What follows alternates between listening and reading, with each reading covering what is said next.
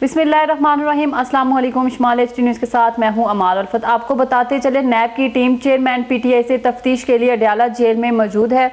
Al-Qadir trust property और 190 million pound के case में तफ्तीश के लिए अडयाला जेल में मौजूद है। नैब की टीम ने 15 नवंबर से रोज़ाना की बुनियाद पर तफ्तीश शुरू कर रखी है।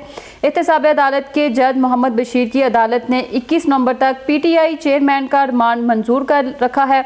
यही वजह है कि नैब की टीम रोज़ाना की बुनियाद पर तफ्तीश कर रही है और 3 से 4 घंटे तफ्तीश जारी रखती है।